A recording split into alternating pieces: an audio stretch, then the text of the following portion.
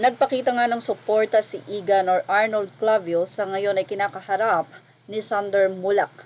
Sa kanyang IG post, sinabi nitong si Arnold sa mga naging biktima ng sexual harassment, hindi ka nag-iisa at hindi ka dapat mahiya.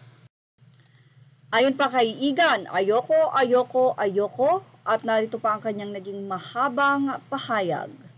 Aniya, if you see harassment happening, speak up. Being harassed is terrible. Having bystanders pretend they don't notice is infinitely worse. Celeste sa industriya ng showbiz sa Pilipinas, marami na ang nababalitaan ng sexual harassment, lalo na sa mga nagnanais maging artista. Ang pagpayag sa pabor o gusto ng isang may kapangyarihan para sa isang baguhan ang pinakamadaling paraan na makamit ang kanyang pangarap. Kalimitan dito ay sexual na pang-aabuso sa babae man o sa lalaki. Tali ang kamay ng mga biktima na tumanggi sa paniniwalang hindi sila magtatagumpay sa piniling karir. Kaya karamihan, masakit man sa kalooban, ay maituturing na willing victim o sumasang-ayon na lang. Pero may isa pang problema ang tila pagtanggap sa maling kalakarang ito. Pinipili ng ilan na manahimik dahil ayaw na mapahiya sa kanyang pamilya o sa publiko. Sa ganitong sitwasyon, ang predator ang may koneksyon o may protektor para hindi magtagumpay anumang reklamo. Ayon pa kay Arnold Clavio, kailangan na ang isang malaganap na kampanya para sa kamalayan laban sa sexual abuse, sexual harassment at maging sa kultura ng panggagahasa. Ipakita dapat ng buong industriya ang suporta kung saan ipinapahayag ng mga biktima ang kanilang mga karanasan sa sexual na pang-aabuso. Ang suportang ito ang magbibigay ng kapangyarihan sa mga nakaranas ng sexual, pag-atake sa pamamagitan ng pakikiramay at pagkakaisa.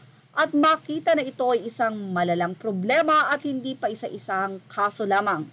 Kung ang lahat ng biktima ay magkakaisa, tiyak na kikilos ang buong industriya para ito ay wakasan. Para sa mga naging biktima, hindi ka nag-iisa at hindi ka dapat mahiya. Para sa nakararanas ng ganitong mapait na sitwasyon, may karapatan kang tumanggi ng pag-aalinlangan o takot sa iyong magiging kinabukasan. At tayong lahat ay may responsibilidad para ito ay matigil na. Lumantad, lumabas, mag-ingay ang sinuman sa atin na nakasaksi o may nalalaman na naganap na sexual na pang-aabuso o panggigipit. Sa huli, narito pa ang naging pahayag ni Arnold Clavio. Sapat ang batas at kailangan lang ay pagkakaisa ng lahat.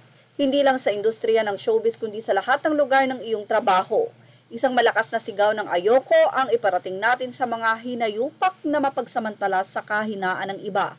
At sa gitna ng ugong-ugong nasangkot ang dalawang executive ng GMA Network. Sa ganitong akusasyon laban sa isang aktor, nagpalabas na sila ng statement. Wala pa kaming natatanggap na formal na reklamo mula sa mga sinasabing sangkot sa issue. Kung may isang pa ang network ay nakatuon sa pagsasagawa ng masinsinan at walang kinikilingan na pagsisiyasat. Tinitiyak namin sa publiko na siniseryoso ng GMA Network ang mga ganitong bagay. Walang personalan. Anyway, bakit nga ba may kasamang babae sa naging update natin kay Arnold Clavio matapos itong magbigay ng suporta kay Sandro? Kung matatandaan nyo ay nagkaroon ng issue kay Arnold Clavio before na kung saan ay tila tahimik at hindi nagbigay dito ng pahayag ang GMA. Ayon sa mga anonymous commentator ng Fashion Police, sa naging pahayag na ito ni Arnold, sure pero tinago ng network mo ang news mo at ni Sarah B. Wow, coming from you po talaga ha. Hello, Sarah Balabagan. Nagkaibigan na sila noon, walang harassment. Yan naman ang paliwanag ng isang netizen. Diba wala lang Igan?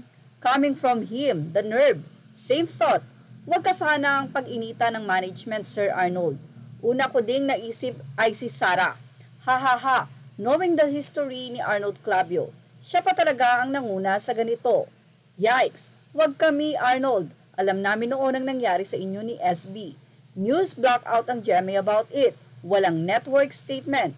Please lang, you're part of the problem. This sounds more menacing than encouraging. Coming from another wolf in sheep's clothing. Well, ano kaya masasabi dito ni Sir Arnold Clavio at ng GMA? Yan ang ating showbiz snap update. Thank you for watching.